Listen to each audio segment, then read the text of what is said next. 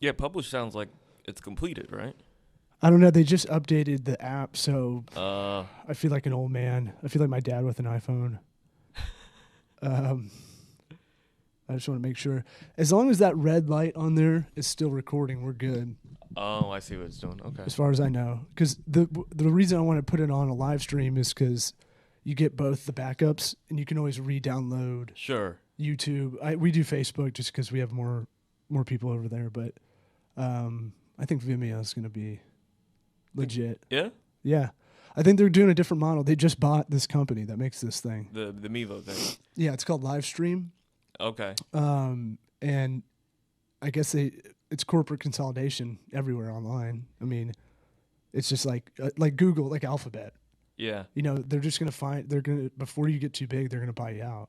Well, I always thought of Vimeo as like if I wanted to watch some show illegally and I couldn't find it on YouTube. That's what Vimeo Really? was to me. Yeah. I never really thought about it. I thought it was more of the professional, the serious kind of YouTube. Oh, like, sure, but like yeah, if you're doing like educational things for your business, like I don't know, employee onboarding or something like that. Like I thought Vimeo was good for that. Or you really had like a unique, like I think of like like a documentary or something like that, something corny. But I always feel like something in the woods with good cinematography. Yeah.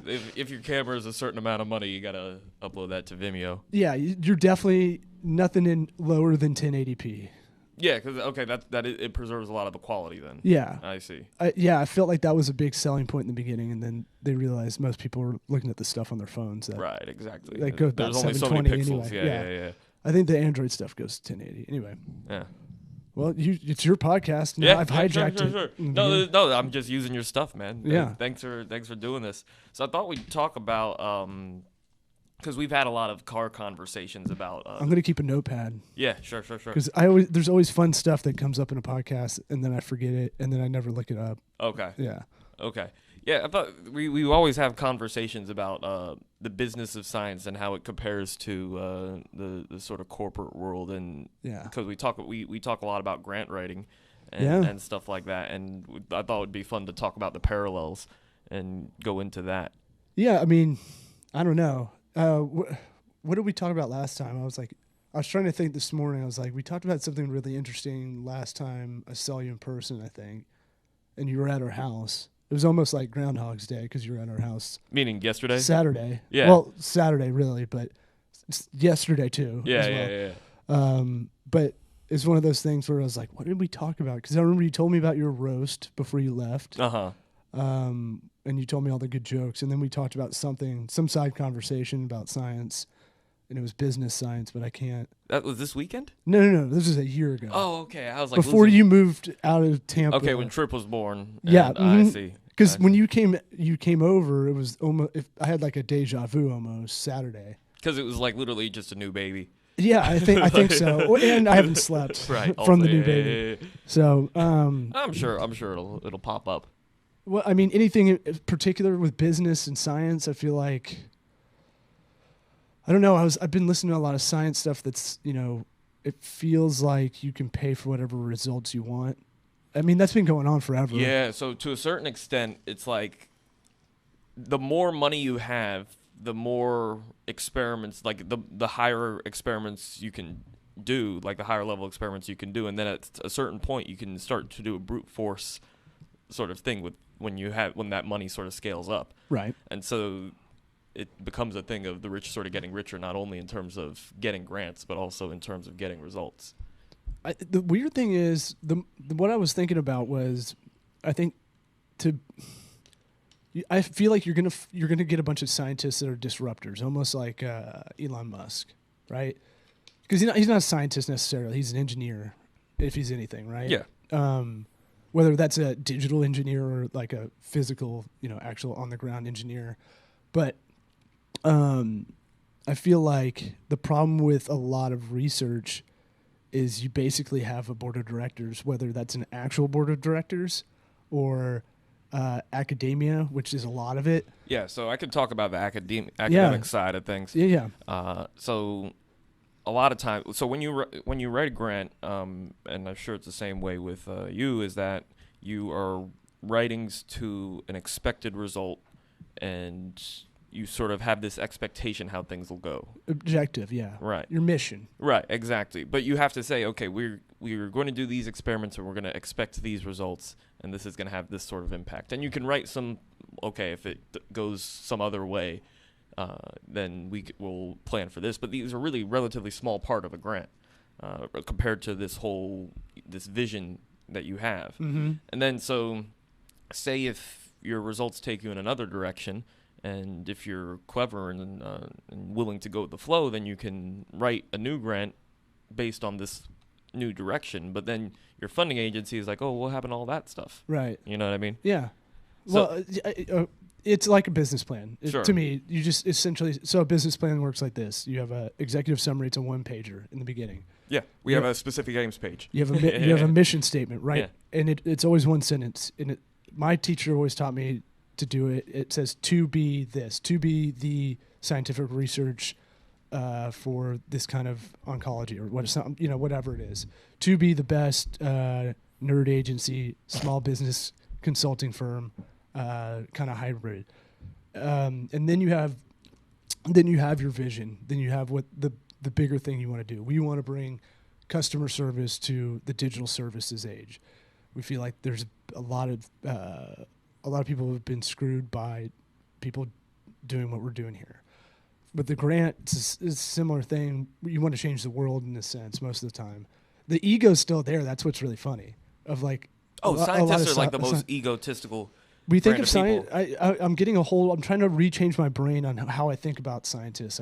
I must have done something for that. That one's even harder because I talk about that because my friends they'll think of you as whatever you hang out with them as. Yeah. Fair. So I have friends that are clients and they think I'm like, lighten up, and I'm like, this is your business. I'm taking this serious. Right. We're gonna hammer this in. We're gonna war room this out. Right. But like same with that. I don't think of you as a scientist. I know you know your shit, and I know we talk about it, but right. It's not like direct association. Sure. And I don't think.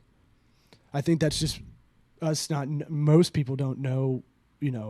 Kind of what a scientist really is now. I was thinking about this on the walk over, which is that like I used to be in my head a lot about that, where I'd be like, okay, I have this science side of me and this comedian side of me, and I used to really not like for the comedian like that I hung out with to know like really what because I was sort of like, I don't know if embarrassed is the right word, but I didn't want them to think of me differently. Yeah, you know what I mean. And the same thing with the scientist side of things. I definitely felt like this, where I got a lot less respect because like, okay, I would go be doing shows or whatever, but it's like I'm not putting any less work in than you. It's like you go out drinking and I'm going out. It's like, how is that any different? You know what I mean? Well, can I put a good spin on it for you? Sure. If you ever need to get out of that, because I use it to my advantage now. Yeah.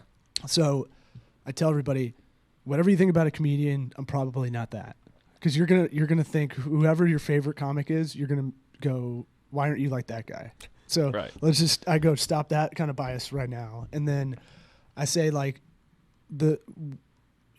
so whatever you know about stand up and how to write jokes and how to do it, it's probably wrong. Almost certainly, yeah. And I'm trying not to be a dick, but there's a point to it, and it's being a small business consultant, digital strategist, whatever my title is, because you carry a lot of hats. You're basically looking, you're observing a lot of things. I'm good at pattern recognition. I'm good at observing human behavior, like how people really act and how they say they act. I think is a big kind of disjointed thing. A lot of people don't have that self awareness. Awareness, yeah. I was trying to think of a better word. But placeholder. It's too early in the morning. Sure. But it's also that thing. It's hard to turn off. Like it's hard to turn off your brain to not kind of get like mildly obsessed with stuff. Sure. I read about CRISPR or hear about it on what's the, God damn it. I'm about to say NPR. Whatever. All Things Considered or something like that. One of the bigger podcasts. Yeah. What does that thing say? Slow internet. You're slow internet. Yeah, you tell it.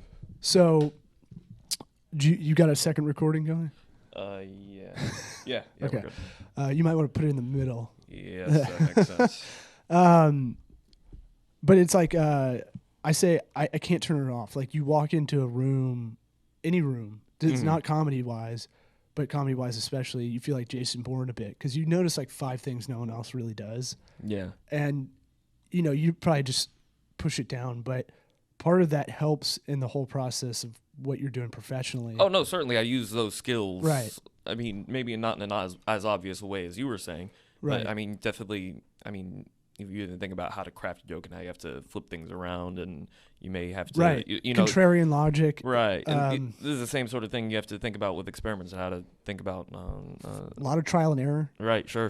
And when you were talking about the grant writing, I was like, maybe we can get a science theme going for our marketing when we do a marketing kind of proposal. Because my big thing is I hate people that say we're going to get this amount of leads or this amount of conversions, or we're going to get you this amount of results because you paid us X amount. There's way too many variables. Yeah, it's not a real thing. Yeah. And assess. And I can't. For us, morally, I think, our business would be a lot better probably. What if you did that? Yeah, but I feel like I couldn't sleep at night. I mean, even less than now. But if we're doing some stuff like that, I don't know if that's kind of something in the science world. So you have to say, I mean, with a grant, you definitely have to say the things you expect. But I mean, all you can really say for sure is how you're going to do it and the level of quality you're going to do it at. And say, we think by doing it at this level of quality and this sort of technique that we're going to get these results. Quality, cost, delivery. Bam. We were talking about this right before we started. Yeah. I'm kind of getting obsessed with that because in order for us to scale up, and I don't know if there's a parallel for your world with this, but in order for us to scale, we got to figure out how to be super lean all the time. And it's what do you mean? Just so being efficient with how lean efficiencies, lean productivity. For instance, very small thing. We do a lot of branding for what we call immature businesses under 3 years old. Okay. Immature after the band or the R&B group Immature. That's a really poor joke for anybody listening. I'm full of dad jokes, so yeah, all day, son. But any business that's under 3 years, we call kind of immature because we're in that zone too. We do a lot of branding, and that it's really hard to articulate to get client feedback, right? So you're trying to extract out of their brain what they want. And they probably don't even know what they want. Right. Yeah. Right. So we've been working on this form. It's almost like a psychology test, but it's almost to triangulate what they're trying to tell us. So it's like some of these kind things, of like a personality quiz, but for like a little bit, small businesses. A little bit. I throw in a lot of red herring things, like questions in there that don't even make sense. Yeah. So just to keep them like even. And then there's where I want them is the real meat is, there's certain spots where you pick it. And so it's one of those things where some of job interview questions go like, if you were an animal, what kind of animal would you be? Right. And that sounds like a silly hippie question. Which it is. It is, but it's going to give you like a little bit of boundary and go, okay, this guy thinks he's kind of a lion, but he doesn't act that way. So you're trying to put all these things together, but to be lean, we've made this more of an online form. If we can't do a face-to-face meeting, which I prefer, or a video call, sometimes it's just tough. Like we have 3 clients right now. They're international, so it's, one's in Europe, one's in all over the place in like Indonesia, I want to say, right now. So it's like that's really good awareness of your clients. Well, no, I don't know. They just hop around. Fair enough. Yeah, so I'd tell you. Well, I can't. I can't tell you some of them because of non-disclosure. But it's one of those things where it ships in the night. So we have to send. We send a lot of video and all this stuff to be efficient. Here's an update. Here's what's going on. And now we've made that branding like an online form, and then we can take all the data that they put in and route it correctly. So when we do an intake form, if they sign, or if this is after they sign, that take their email from that form, put it into MailChimp for our marketing purposes, put it into our CRM system, put it into Pipedrive, which is our CRM for sales. Okay. So I'm not sure I'm fully. So you have like a on board with funnel. Yeah. And if you're writing grants, there's a funnel. There's a lot of marketing funnels, sales funnels, and everything. So if you're writing grants, you might write 10 grants, right? So before that, you're going to look at the ones you can get to, right? Yeah. So let's call that the widest layer of the Okay. funnel. And I'm using visual with my hands, but I'm going to try to articulate it for the audio. So take a beer bong at the top. This is Auburn Days. Right. Yeah. Let's speak in terms I got. We understand. Yeah. I like lowest common denominator stuff. So, so take a beer bong, and at the top of the beer bong, you have all the grants that you might be able to write for. Right. Okay. About 1 inch lower, you've got the 10 grants. You go, we're gonna write for those. You submit those 10, and then another inch lower on that beer bong. We're not quite to that little rubber hose yet, but right before it hits that spout, you get 5 callbacks for that grant. Okay. Out of those 5 callbacks, 1 grant goes through.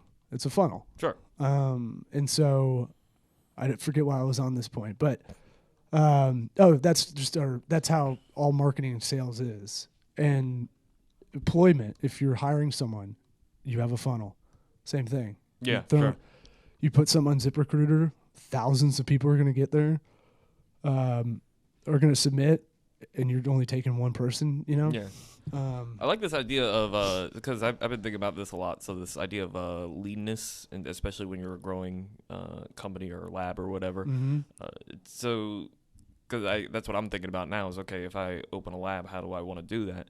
And so basically you'll go into a university, you'll have some sort of startup money that they'll give you, and they'll say, it's pretty ruthless nowadays. Now it's like, okay, and you have to get some grants and publish some papers in the next few years. Otherwise, that promotion isn't looking so good, right? So, all right, go ahead. I'm gonna write my question down. Yeah. Okay. So the idea is basically you want to get as many papers as possible so you can get as many grants as possible. But how do you get as many papers as possible? You go for the safe, sort of easy, quick sort of hits, and you just try and knock that out, right? And so that's the sort of smart way to do it. But a guy who came up in my current lab right now, he kind of did the opposite. So he went huge risk, and probably there's 10 other guys who did exactly what he did and failed. But he went huge risk. He went for the structure. So basically, protein structures can be they're very high risk reward.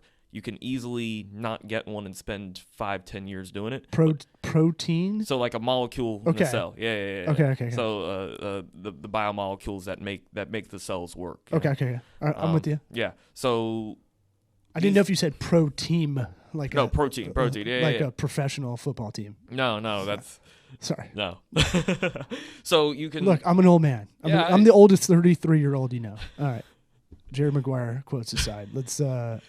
So you can really spend a lot of time on this sort of thing and utterly fail, right? And so basically he threw all of his resources into this project. He said, I'm going to get this, right? And basically ended up doing it. And so it's one of those things, if you get a structure to this level of challenge, then it's going to be a Nature Science Cell paper. These are our highest profile journals. These are the sort of, it's like Jordan's or something like that. You know, it's like, you can see that the name of that journal and just know that this is high quality, high impact research. Okay. Right? And so he got that, and so it worked out for him. But you can easily imagine there's 10 other guys who tried a similar high risk, high reward approach who failed and then ended up going out of academia. And this is your buddy? I met him, but not. Yeah. But you heard the story that worked, right? Right. No, exactly. You don't hear the stories that don't work. Right. It's same with I'm sure a lot of accolades that go on in your community. Like it's the iceberg stuff. I got a great story that didn't work. Go for it. So there's this guy, Doug Prasher. So he noticed in I guess is some jellyfish that there's something glowing in there. Right. And so the question is, what is it that's glowing in there? And so he's just sort of interested in basic biology, stuff like that. And most people probably thought it was just some I don't know, some small molecule, some they're making some metabolite, whatever. It turned out to be this protein called green fluorescent protein. Okay. Right. So he figured out the gene, but then ran out of money, and the project died. Right. So but then he sent the materials out to a few other people, and so the reason why a fluorescent protein is so much more interesting than a fluorescent molecule is that you can connect the protein to another protein, make a fusion protein, and now you could track where the original protein is going in cells. Okay. And so now you have this sort of visual way of tracking molecules in the cell. Okay. That makes sense? Yeah. So I have to close my eyes to visualize stuff sometimes. So he sent these genes out. He sent his information out to some other people. He crashed. His lab crashed and burned. And those 3 guys pushed it forward, got the major results. They ended up winning the Nobel Prize for green fluorescent protein. Huh. Meanwhile, this guy was driving. He was working for a car dealership, driving around. What? Yeah, he fell that fast. I think he was driving around. You know, when you're doing like rental cars or whatever, you shuttle people around for the rental cars or whatever. Oh, jeez. Yeah. What?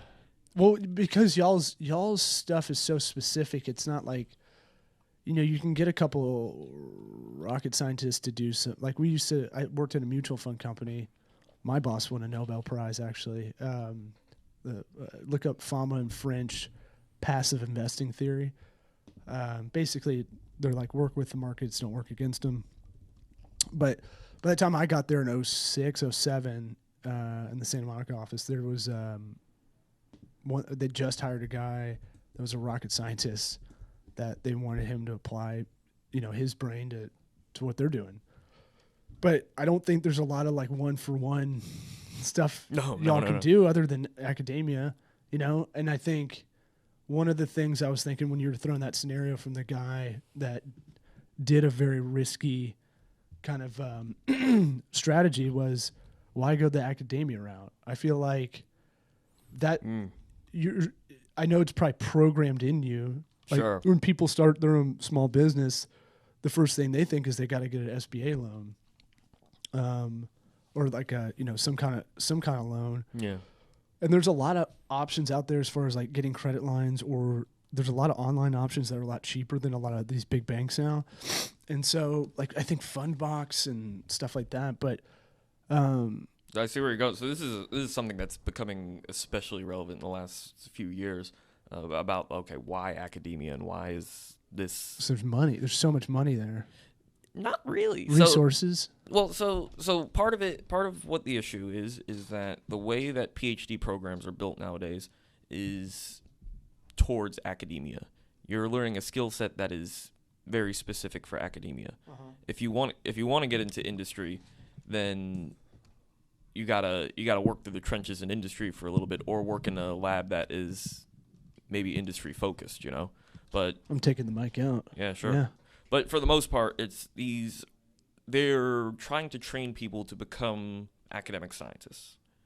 Right. Keep you in their machine. The issue is that there's not enough jobs for academic scientists. Yep. So part of it is the system of tenure. So you got these old guys who are just they're not doing anything productive. They're just sitting in chairs. And you see it on a micro level at your local elementary, high school. Sure. So just waiting for people to. Part of it is budget cuts. Part of it is same. Yeah. So, and I'm sure I'm even forgetting about some other reasons. But yeah. So then there are several other options that people do nowadays for academia. So instead of academia, so one interesting thing. So industry is the sort of common automatic thing that people do. So basically you go work for a big pharma company like Pfizer or whatever. You maybe work as a lab tech or a research scientist or whatever. You're basically doing the technical things, but you're really not thinking to the same level that you were in academia. But you're making way more money. You have 9 to 5, you have benefits, there's a lot of pros to that. Yeah, that's tough too. But yeah, and that I'll touch on that when you're done. But I mean, probably what I would think, it's tough for me to reconcile because you got into science as an intellectual pursuit, and then you become a set of hands, essentially. Right. Yeah. Oh. I gotta close that. I hope we're still recording. Yeah. Yeah. We're recording. Still good. Still good. So that's then there's all sorts of unorthodox jobs popping up because you have this glut of PhDs who aren't able to get into academia just because the sheer numbers are against them. So yeah, and I think it's tough because I think I think if I were you and you do have, I think you should take just basic business classes anyway. Yeah. Because it's so applicable for a lot of things. But, there's it's good to be a hybrid. It's good to walk in both worlds too, because at any point, if let's say you did have ambitions to be, I don't know, what is it called? Head of a lab or director? Sure. Yeah, sure. Executive director? Professor, you could be, yeah. But I feel like you can move more, if you figure out how to find the right company that is I think of Gary Vaynerchuk or whatever, VanderMedia. Mm-hmm. Gary V. He's like a serial entrepreneur, they call it. And I like listening to his stuff because he's just getting fired up. No one's going to, he'll do these videos every day, just go pick yourself up, go get to work. Oh, very motivational, Well, he moved into that area eventually, the last 5 years, but he's a younger guy too compared to the other entrepreneurs out there. Sure. But I would find someone like him that you're in a public sector when you're in academia pretty much, and if it's a private school, it still acts like a public, Well, we're operating on public money. Right, which is to me is the same thing with business. Why is government so slow and business gets things done quicker? The incentives, right? Yeah. And there's not as much lobbying. If you're shitty, you get cut. And I'm not going to go into Peter, Peter Schaefer, free market, capital markets are the best. Yeah. But I do lean more that way, and I feel like I would try to find someone who wants to have a side to their conglomerate, and I feel like you can reach them now. You used to not be able to. I feel like if you really wanted to reach these companies that are doing really well, like Gary V. Okay. And you had an idea, I want you to be y'all's company is the VC on this lab, and here's what it might be able to do in a business world. Yeah. And it has an exit plan when you start to sell it. So several labs are able to take in money and bridge that world quite effectively. And a lot of it depends on, because they do sort of, a lot of these big pharma companies do outsource certain things to academic labs, because there are things that can be accomplished by academic labs which would be difficult in the research setting of a company. You know what I mean? Yeah. I'm trying not to puke. I'm so tired and sick right now. I've All got right. Pedialyte in front of me. This is you're recovering from Dude. recovering from a hangover, but dad hangover. Dude, it sucks. It's I didn't even drink. That's what I'm saying. I haven't had anything to drink in November. I don't know if you timed are these time stamped? When does this come out? When did this come out? When I wanted to. Any ballpark idea? Probably the next month or so. Okay. Well, we'll do a Swapcast. We'll throw it on our Sweat Equity one, and yeah, so people can migrate over there. But sure. I think I might have to go lay down, honestly. Yeah, you think you're good? You can keep all this audio in too. Yeah, sure. But yeah, I've been struggling not to puke the whole time you've been here. Hey, you sold it well. Well, my brain can get sidetracked for a little bit, but not for too long. I think we had a good 40 minutes though, right? I think so. So Well, I'm pretty happy with that. If you want to, I hope we're still recording. Jesus Christ. Okay. Yeah, I think we're still good. Anything? I'm trying to think of anything else. I would say maybe you add an appendage onto this when you record an intro or whatever. But yeah, I would look up some labs and just like that funnel stuff, right? You start looking now. like when this firm came about, I'd been thinking about it for years before we started this thing. Sure. Because Blade syndrome, you and I were hybrids, and David Weingarten and Joe Riga, and we cared about our career, Right. too. It's not just a day job kind of thing, Right. but we also cared about stand up and logic, strategy, and applying it to the new school digital online side, which I think that gives us a unique value prop that no one has. Sure. For you, it might be a thing where you might be able to go, okay, I know how to do an incubator of a bunch of people that are doing labs, be the head of that. Right. Because that's a different animal. But, that's that. How do you stay lean? Because all companies, if companies put money into you, they're going to want to like go, are you Six Sigma? Do you have any of that stuff? Like these operations kind of accreditations? Yeah. I don't know how that works in y'all's world, but I'm sure there's a fat to cut all the time. Sure. And it's all about, all right, if I gave you $1 million, $1 billion for a lab, it's not a good thing just to hire on people that are good names in your community or get a bunch of equipment that's good. I think part of the thing that's great about what we're doing here is we've had no working capital since we started, which sucks and stresses me out, and I look beleaguered. But at the same time, necessity breeds innovation. So when you're really back against the wall, you figure out how to do all these efficient things and you figure out, honestly, a new level personally where you go, like every about 4 or 5 months, I hit an area where I'm like, wow, I thought I was working hard then. Now, like right now, I'm at an area where I'm like, I've been sleeping like 3 hours a night, and like trying to work whenever I have a free moment. This is a cry for help. No. Well, we're working on it. I'm working on more structure just because it's not. I can't go at this clip for that much longer. But it's one of those things where no, I did therapy the other day. Yeah. First time? Yeah, I wanted to do it proactively, but my wife recommended it. Get your shit together kind of thing. And I was preventative maintenance on a car or something. Yeah. Well, I mean, it doesn't bother me that much. I think it's weird if I talk to my family about it, but you can, because they're kind of old school in that way. But I bet if I told them, they'd be fine. But I don't really want to talk to them about it. Mm-hmm. But I was like, well, I'm not doing stand up right now actively, and so that was halfway therapeutic.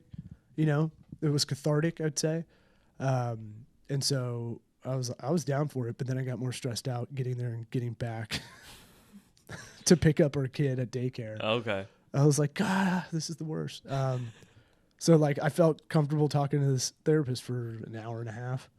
And then I was like, what time is it? He's like, it's 4:45. I was like, shit. Ah. And he was like, oh, did you have to go? I was like, Doc, I told you. I was like yelling at him. I was like, Doc, I told you. I had to go. You let me go, man. And then I was like, man, I've never been like that weird. He probably asked one question and then you just went. Oh yeah. I do that even if I'm mentally everywhere. Like I'm fine. I don't know. I gotta get that under control because that is. I was. I thought I was gonna barf and now I don't. Yeah, no, you're back on it. You're back. I was talking to my dad at lunch about that means we're doing a good job on a branding message. Yeah, sure. Marketing message. And he still doesn't get it. But you'll get there. But he was like, you don't need to like you're giving too much technical stuff that you don't need in there. And I'm like, and this will relate to y'all's world. Sure. I think that you're young too for your industry, I'm sure. Yeah, so and you're probably more advanced than a lot of the guys that are long in the tooth. I feel like I wouldn't say I'm an expert, the best at any of the stuff we're doing. But I think as an aggregate, we're doing something that's totally unique and different. But I'd say I have to throw in, I feel like I always have to prove that I know what I'm talking about. Oh, sure. And it sounds it sounds like I have Asperger's or like, like I'm on the spectrum. Yeah. But I mean, isn't there a certain there's a lot of people who've been ripped off. That's why I feel like I have to say I'm not drop technical terms or whatever. You mean Yeah, but I should wait for people to ask. Right. You know, And there is a sort of it overwhelms everybody. Yeah, there is a sort of quiet knowledge and confidence that comes with just keeping it in the simple terms at the same time, right? Yeah, well, no, and it on a sales level, you probably close a lot better that way. Yeah. You know, but at the same time, it's like, I don't know. There's a weird thing. It's like it's like scientific research papers. I can't read them. No. Right? And so a lot of people can't read SEO or pay-per-click ad information or any of that either. It's its own jargon, just like legal. Sure. Is its own that's math to me. That's legal documents are just like a math problem. It really is. It's it's English, but we don't use any of those words. Herein. Sure. So but I mean, you probably have this too, where it's like it's all training. So it's like, I mean, even though I'm a scientist, like there's only a certain subset that I can just go in and read and not have to, you know what I mean? And that's a very sort of small percentage. Everything else. Where's the abstract? Right. Everything else is that like I have to, actually sit and focus and actually, maybe there's some words I have to look up, but I know how to systematically go through it. Yeah. Right. Yeah. And I'm sure it's the same way with you. Yeah. Oh, yeah. I mean, I can read reports and a lot of that and look up KPI stuff and too many acronyms, I feel like. Seriously. I feel like most people don't understand finance because there's too many acronyms. Yeah. That's been my theory That's for a while, since the crash of 08, 09. What was I going to say? Yeah, I think there's did you ever look up that thing, Alan Alda. Yeah. I was just talking about this with my boss. Yeah. Okay. And I thought it was enough to make me want to send it to you. But I do feel like communication in your world is like the way he was talking about it, I was like, I didn't want to buy it because I'm always skeptical of actors at first anyway, if I hear them in an interview. Sure. And I'm like, all right, that's probably a good instinct. I give him 10 minutes, yeah, especially now. Right. We're doing this mid-November when a lot of stuff's breaking out, but right. it's the thing of like, yeah, but this guy's old school. This guy seems very smart. I feel like the guys back in the day that make it this far. I feel like you're a pretty smart guy. Right. Plus, I used to watch MASH back in the day. That's the real reason, huh? I had to. My mom watched it. Reruns of MASH all the time. As a 5-year-old. It's a pretty dark comedy if you really look at it. Or dramedy? Anyway. So there's a huge gap between, and I see it in our world, there's a huge communication gap, right? Yeah. And I think what he's trying to do is figure out how to coach up a lot of people to be able to speak about this stuff. Yeah, and I think the science world is especially in that sort of rut right now. So, but in an ego way too. They want to prove it in the technical spots. So it's like stand up. You want to hit the crowd, but you want to hit the comedians in the back. Right. So yeah, so on one hand, it's like okay, it is probably an ego thing where it's like you don't want to dumb down what you do. But at the same time, there are ways to explain it in layman's terms without dumbing it down. Mm-hmm. You know what I mean? Yep. Yeah. So, but yeah, that's a huge... Metaphors are the cheat code and stand up. Sure, yeah. No, that's a huge problem we're having because, especially with, of course, politicians don't want to give funding to something they don't understand. Right. So that's one aspect of it. And then they make bills that people don't understand, but they do. That's the other aspect is okay. You see, I mean, if you've been on Facebook in the last 5 years, you can see these people like reposting like some sort of onion stories. Yeah, sort of fake science, sort of just strange thing. And that's just a simple thing of okay. That I've been thinking about this a lot. So okay, this whole I have two examples. I'll just give one, but the flat Earth theory, right? So, I can't get mad at flat earthers. Okay. So I'll ride with you on it. So the logic being is that okay, I can't all I know is that there's a picture. I know the Earth is round, but the reason I know the Earth is round is because I know scientists who know more about this stuff say that the Earth is round, and I know what it takes. Right. Right. Yeah. But they don't have that perspective. Okay. Meaning they have not been raised to trust scientists. People who don't believe in the flat Earth, right? Well, the flat Earth is tougher. I'm with you on that in the sense that they're like, hey, this fossil's 3 billion years old, and you're like, what? And it's like, well, the Earth was created 6 billion years ago, and you're like, I don't know if those are the numbers. But it's like that just sounds like imaginary land to me. Like I have no idea. Right. Well, yeah, exactly. And then the science their books instead of science books are things like the Bible and stuff like that. So it's like this is no, but I mean seriously. Yeah. No. This is where they're getting their facts.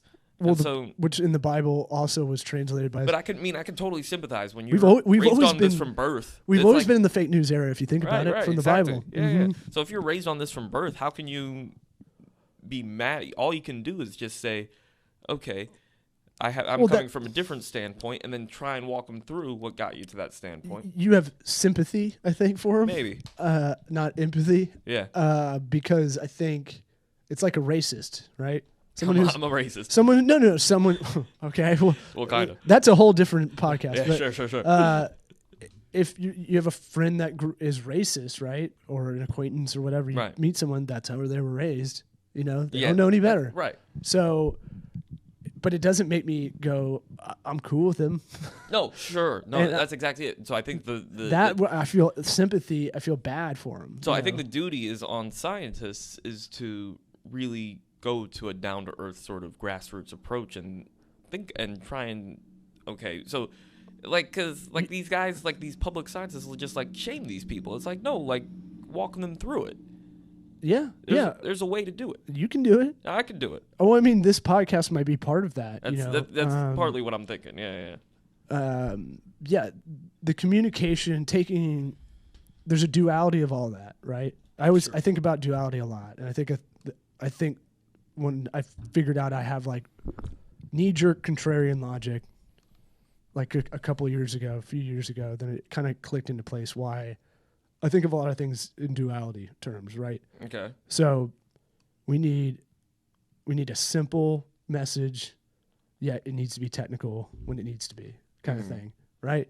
So I always talk about what are the hardest things in the branding world for us is logo, right? Okay. It's like pressurizing so many things, and if you get involved in the process, it's really tough because it's like, depending on how many people you have or just the one person you're working with, they don't know what they want, but also it needs to be so simple, but also express so many different things. Sure. So the best logos do that. Apple's logo is great, right? I quite like your logo, by the way. Thank you. Yeah. And it has a meaning to it. So the TocoWorks tribe, the Indian tribe, was in the Tampa Bay area, and so our company's called TocoWorks Consulting. And they named Tampa. So it means sticks of fire in their language. And so I think this is the unofficial mayor of Tampa. I think the story goes. The story goes that in their language of Calusa. So if you see in some local Calusa brewing, Calusa printing, that's what that's a reference to. And then the Sticks of Fire, I think, is like a fan club for the Lightning. Yeah. That's right. And I think I didn't realize that. Lightning hit. I think that's the story. Oh, wow. I didn't know that. Yeah, so I like when people ask that, it has sticking power because it has a little story behind it. And I thought that would be a cool name for a company when I was like 13. I saw it on a puzzle about Tampa or Florida or something like that. So awesome. Yeah, I have that weird memory where I can remember like terrible 80s movies. Like no one remembers a scene that I can remember like a scene of just one of the guys. This probably just goes back to the Asperger's part. Maybe. I mean, my wife thinks I'm on the spectrum of sorts, but a slogan, tagline, those are really hard, right? Copy. Sure. It's always tough, but because you're trying to squeeze this thing down to its bare minimum, no fat. Yeah. Lean, efficiencies, all that stuff. And it's no different, in a lot of different. I forget where we were going with this. Oh, with communication. Sure. All right.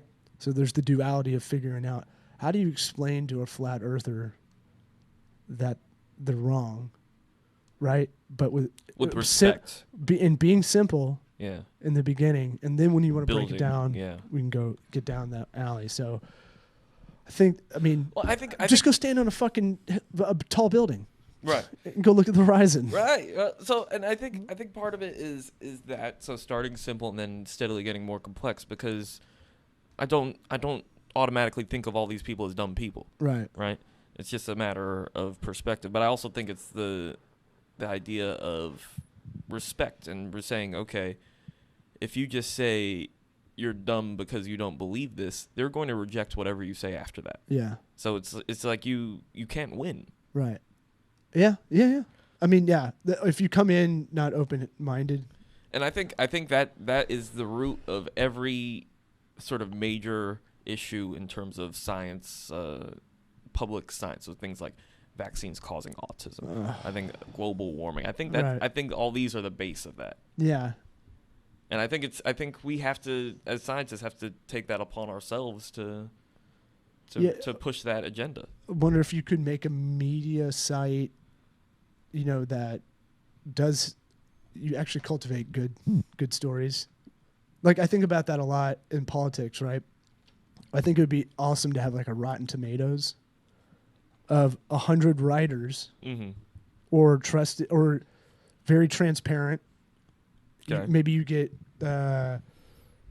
such a good mix of political lean that there's a book called Wisdom of Crowds. So, it's James Sarowicki, I think is his name, and it's kind of about like having sample sizes helps figure out a better data point, I guess. Yeah. Real fun read at the beach. But Okay. This is when I was at the mutual fund company. He came to our business or our company and spoke, and I was like, I need to get into this if I'm going to be here for a little bit. And so basically, it's like if you could have this kind of almost PolitiFact kind of had it for a minute. Yeah. And then I remember that. I don't know what happened to it, but the idea is there. It's like get a consortium that's transparent online.